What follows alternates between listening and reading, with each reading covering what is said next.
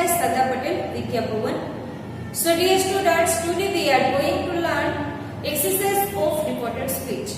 તો આજની આપણી જે રિપોર્ટેડ સ્પીચ ની એક્સરસાઇઝ છે જે મિક્સ છે, એટલે કે આપણે જેટલા અલગ અલગ વાક્ય છે, પ્રશ્નાર્થ વાક્ય, વિધાન વાક્ય અને લેટ્સ વાળી વાક્ય રચના, તેની મિક્સ તમને એક્ઝામમાં કઈ રીતે પૂછાય છે, એક્ઝામની અંદર રિપોર્ટેડ સ્પીચ કઈ રીતે પૂછાય તેની આપણે આજે એક્સરસાઇઝ જોવાના છીએ.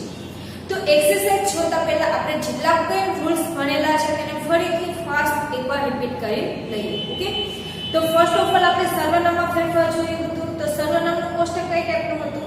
આ કોષ્ટક કમ્પલસરી તમારે તૈયાર કરવાનું છે, તો જ તમે રિપોર્ટેડ સ્પીચની અંદર સર્વનામમાં ફેરફાર કરી શકશો અને તો જ તમારી રિપોર્ટેડ સ્પીચ સાચી પડશે. ઓકે, તો સર્વનામનું કોષ્ટક આપણે જોઈએ તો I, me, my, mine, myself, we, us, our, ours, ourselves, you, your, yours, yourself, you, your, yours, yourselves.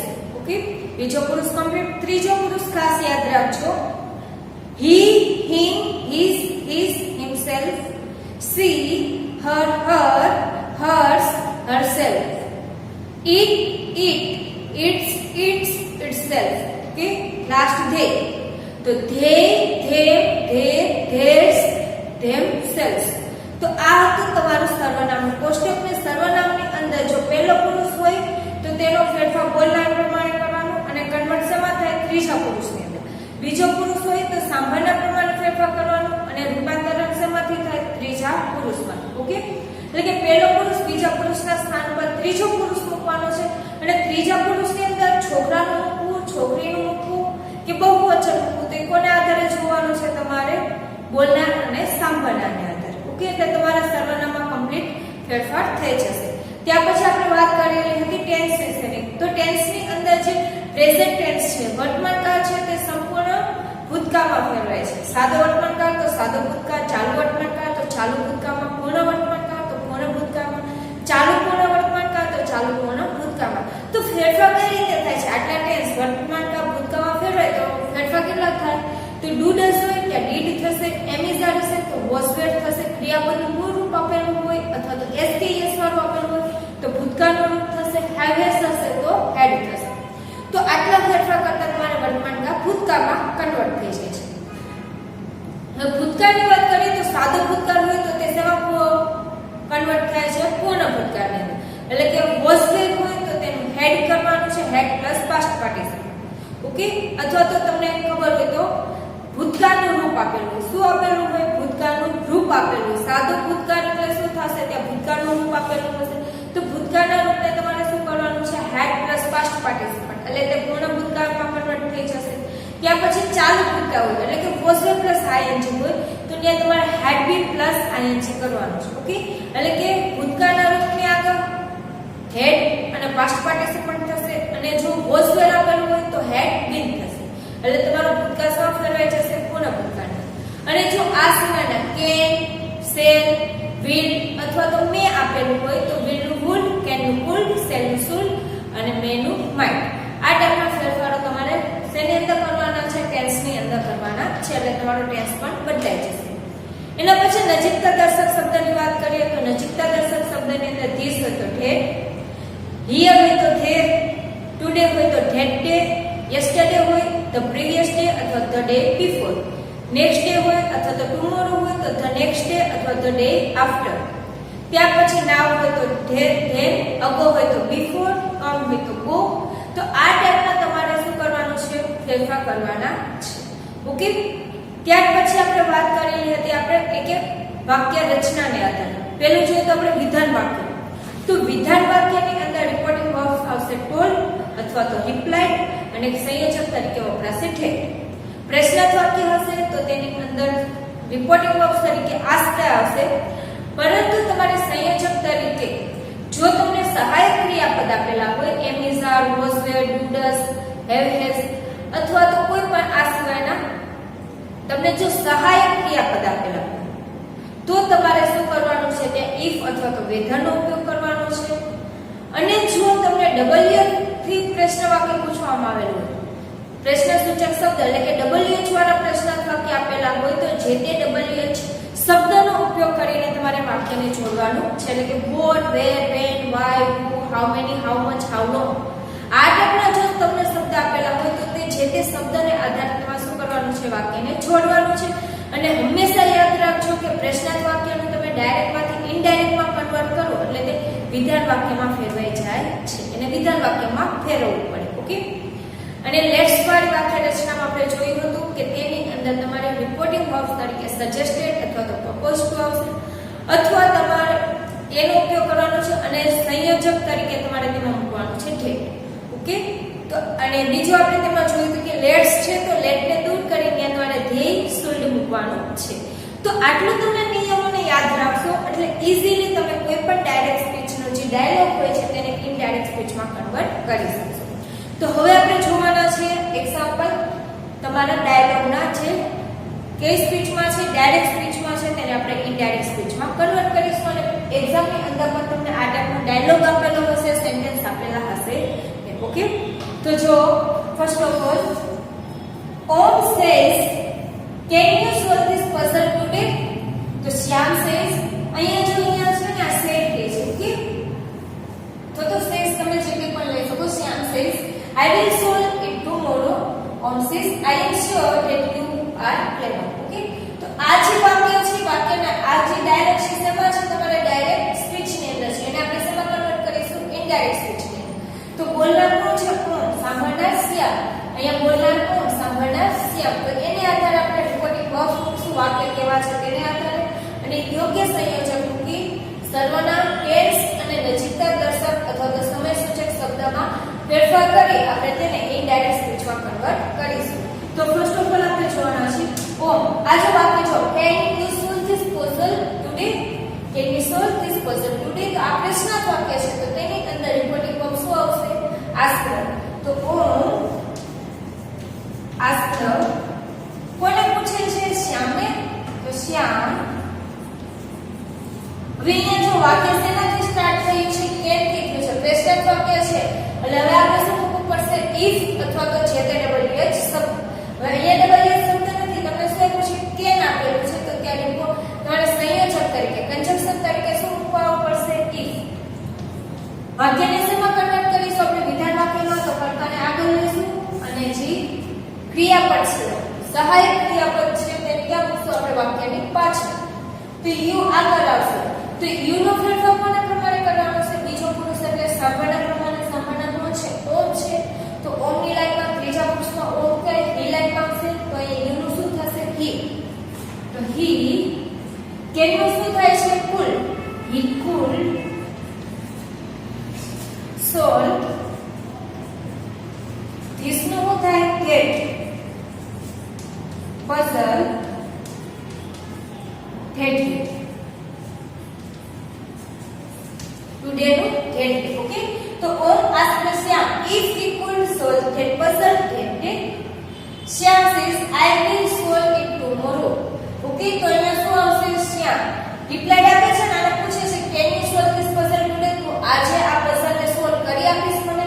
તો શું કહે છે? I will solve it tomorrow. હું એને આવતીકાલે સોલ્વ કરીશ. તો શ્યામ રિપ્લાય જવાબ આપે છે તો એને ટોલ્ડ ની બદલે તમારે શું લખવું પડશે? રિપ્લાય.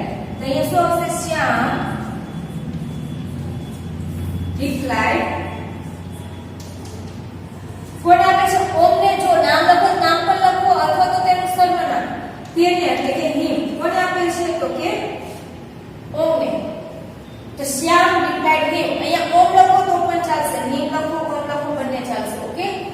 હિમ વાક્ય વિધાન વાક્ય છે તો સંયોજક કયું આવશે? ધેટ. તો રિપ્લાઇડ ધેટ. શું રિપ્લાઇડ આપે છે? આઈ. તો આઈ નો ફેરફાર કોના પ્રમાણે કરવાનો? બોલના પ્રમાણે. તો શ્યામ છોકરો તો અહીંયા શું આવશે? હી.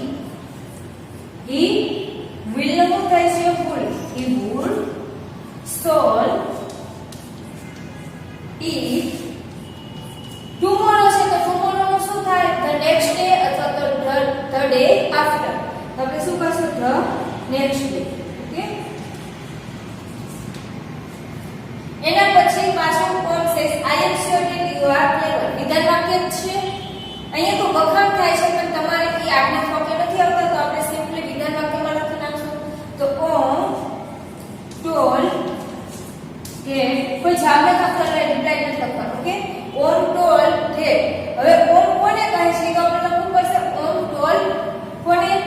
ડાયરેક્ટ ધેટ લખશું તો વાક્ય કેવું પડશે? ખોટું. તો તમારે શું કરવાનું છે? ઓમ ટોલ્ડ, કોને ટોલ્ડ કહે છે? કોને કહે છે? તો શ્યામને. તો હિમ લખો અથવા તો શ્યામ. તો ઓમ ટોલ્ડ શ્યામ ધેટ, શું કહે છે? આઈ એમ શ્યોર. આઈ એમ એટલે કોના? આઈ એમ કોના પ્રમાણે ફેરફાર કરવાનો? ઓન બોલના પ્રમાણે. તો બોલના ઓન છે એટલે શું આવશે? હી. એમનું શું થાય? Was. He was sure that you are clever. You એટલે કોણ છે? શ્યામ. હવે અહીંયા જો, અહીંયા ક્લેવર ની પાછળ ક્રિયાપદ આપેલું છે તો કર્મ નથી. ઓકે, આ શું છે? કર્તા જ છે. સચ પડે છે. જો અહીંયા કર્મ હોત પાછળ ક્રિયાપદ નો આપ્યો હોત તો આપણે કર્મ વિભક્તિ ક્રમમાં ફેરફાર કરવો પડે. પણ અહીંયા શું છે? યુની પાછળ કર્તા ક્રિયાપદ છે તો આ કર્તા તરીકે છે તો તેને કર્મ વિભક્તિમાં લેવાનું નથી. તો આપણે એને શેના લેશું? કર્તા વિભક્તિ. અને ફેરફાર કોના પ્રમાણે કરશું? સાંભળના પ્રમાણે. સાંભળના શ્યામ છે તો આવશે હી. That he R. તો એની જગ્યાએ કોણ છે? વોઝ. એની સાથે જે વોઝ લગાવે તો હી સાથે આવશે was. He was clever. Okay, તો આ રીતે તમારે વાક્યને અથવા તો આ જે ડાયલોગ છે તેને ઇનડાયરેક્ટ સ્પીચમાં કન્વર્ટ કરવાનું છે. યાદ રહી ગયું કેટલી વસ્તુ? પહેલા વાક્ય જોવાનું, કયા પ્રકારનું છે. પ્રશ્નાર્થ વાક્ય હોય તો તે ટાઈપનું રિપોર્ટિંગ વર્બ્સ મૂકવાનું છે. વિધાન વાક્ય હોય, જવાબ આપતું વાક્ય હોય તો તે ટાઈપનું રિપોર્ટિંગ વર્બ્સ. અહીંયા સામાન્ય વિધાન વાક્ય છે તો આપણે શું કરી દીધું? મૂકી દીધું. ત્યાં આપણું વાક્ય હતું. ઓકે, અને ત્યાર પછી સંયોજક. તો વિધાન વાક્ય હોય તો ગેટ ગેટ જ આવશે. અને પ્રશ્નાર્થ વાક્ય માટે કાં તો ડબલ શબ્દ આવશે અથવા તો ઇફ. ડબલ શબ્દ નથી તો આપણે શું મૂકવું હતું? ત્યાં ઇફ. ક્યાં મૂકેલું છે આપણે? ઇફ. ઓકે, તો આ રીતે તમારે વાક્યમાં યોગ્ય રિપોર્ટિંગ વર્બ્સ અને સંયોજક મૂકી ડાયરેક્ટ સ્પીચને ઇનડાયરેક્ટ સ્પીચમાં કન્વર્ટ કરવાનું છે. ઓકે, નેક્સ્ટ એના પછી જોવી. Mohit says what are your hobbies? તારી હોબી શું છે? તો Sumit says I love music and reading. Mohit says these are my hobbies also. મારી પણ આ ટાઈપની હોબી છે. તો સેમ ટુ સેમ આ ટાઈપનું છે. તો આવડશે તમને લોકોને? ચલો મને કેવું શું આવશે લખવાનું? ફર્સ્ટ ઓફ ઓલ આપણે શું લખશું? વાક્ય કેવું છે? પ્રશ્નાર્થ વાક્ય છે તો તેના માટે આપણે શેનો ઉપયોગ કરીશું? આસ્કનો. તો મોહિત આસ્કડ સુમિત. શું આસ્કડ શું પૂછે છે? વોટ વાળું છે તો અહીંયા આપણે સંયોજક મૂકવું પડશે. ઇફ મૂકવું પડશે, નહીં મૂકવું પડે. ડાયરેક્ટ શું મૂકશું આપણે? ડબલ એફ શબ્દ. તો હું મૂકીશું આપણે વોટ. વોટ પછી આપણે અહીંયા વોટ પછીનું જે વાક્ય છે તેને આપણે શેમાં કન્વર્ટ કરવું પડશે? વિધાન વાક્યની અંદર ક્રિયાપદ ને પાછળ મૂકશું અને કર્તાને ક્યાં લઈ લેશું? આગળ લઈ લેશું. તો આ પાછળ જશે, યોર ક્યાં આવશે? આગળ આવશે. તો અહીંયા યોર એટલે કોના પ્રમાણે ફેરફાર કરવાનો છે? સાંભળના પ્રમાણે. સુમિત એટલે કે હીની લાઈનમાં જવાનું છે. તો યુ યોર એવું થશે. તો સુમિતમાં શું થશે? હી હિમ હિઝ. ઓકે, તો અહીંયા આવશે હિઝ. What he is. પછી હિઝ સાથે અહીંયા આપણે એમ ની સાથે વોઝ સેટ કરતા હતા તો હિઝ સાથે વોઝ આવશે. પર તો વોઝ આવે તો his was hobbies. Okay, Mohit asked Sumit what his was hobbies. અહીંયા સુમિત જવાબ આપે છે તો અહીંયા આપણે શું લખશું? રિપ્લાય લખશું. તો Sumit replied Mohit that I love music and reading. તો આઈ નું શું થશે? કોના પ્રમાણે ફેરફાર કરવાનું? બોલના પ્રમાણે. બોલના સુમિત છે તો ક્યાં આવશે? હી. ઓકે, અને લવ વર્તમાન કાળ છે અને આપણે ભૂતકાળમાં કન્વર્ટ કરીશું તો લવ નું શું થશે? લવ. તો he loved music and reading. Okay, તો જવાબ શું લખશું? સુમિત replied that કોને રિફ્લેક્ટ કરે છે તો લખવાનું ભૂલી છે તો ચાલે. અહીંયા પણ આપણે નથી લખ્યું તો યાદ કરાવો કે રિફ્લેક્ટ કોને કરે છે? મોહિત ને. તો મોહિત નામ લખો અથવા તો હી લખો. હી પછી લખો ધેટ. શું લખશો ધેટ તરીકે? હી લવ.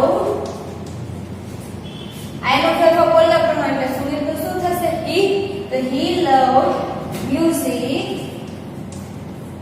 And reading.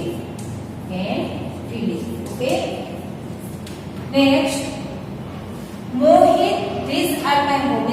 આ તો શું કરે છે એમના બદલે જવાબ આપે છે એટલે કે ટોલ્ડ લખશું તો મોહિત ટોલ્ડ કોને સુમિતને કહે છે તો સુમિતની જગ્યાએ તમે હિમ પણ લખી શકો છોકરી હોય તો હર છોકરો હોય તો હિમ તો સુમિત ટોલ્ડ હિમ સુમિતે તેમને કહ્યું પછી શું લખશું ડેડ વિધાન વાક્ય છે તો સંયોજક આવશે ડેડ these are these નું શું થશે those this નું ડેડ this નું those ઓકે તો those